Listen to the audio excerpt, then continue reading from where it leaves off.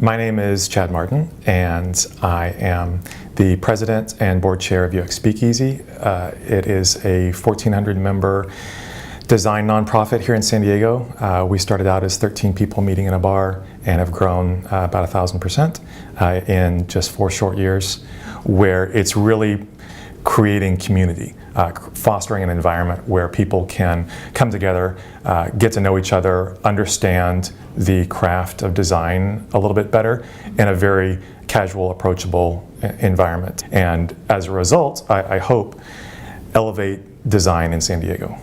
And I'm a designer. I also work at HP as an experienced designer, and the kind of work that I do at HP is creating product vision for what a product can be. Ultimately, I'm trying to take an idea that we have for a product and make it the best that it can be. Think about the people that are going to use it, the environments in which it will be used, all of the obstacles that people might encounter along the way, and try to make that product as compelling as possible, making it something that is not just beautiful, but really useful and easy to understand, easy to use.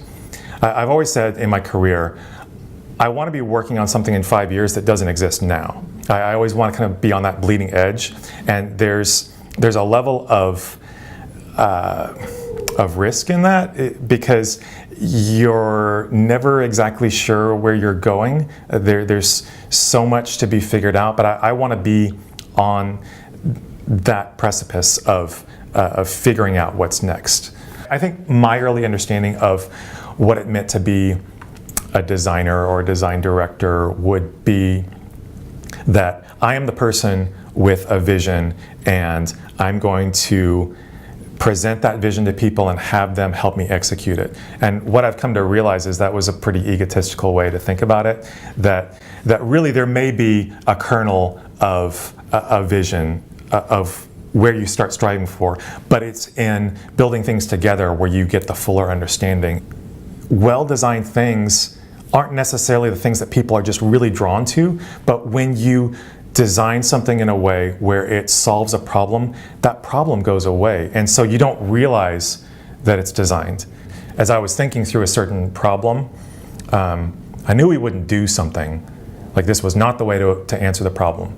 And so I wrote down, we would never do this, but what if we did?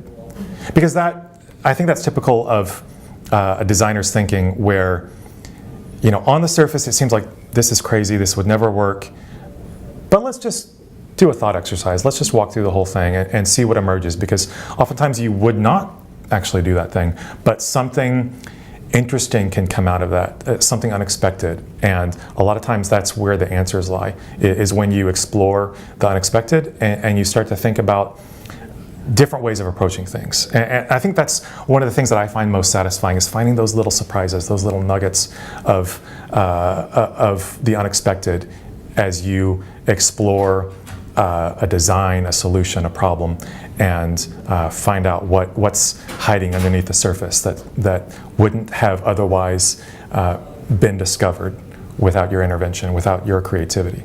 A lot of times those initial threads that you start chasing down that may not actually go anywhere and produce something specific, you uncover something that becomes the core of something much bigger than you ever thought you were going after in the first place. Mm-hmm. And so even though a lot of the searching and thinking that I do doesn't necessarily lead to the end product that I was looking for, it can often lead to something that is even better than what I thought I was looking for. Mm-hmm.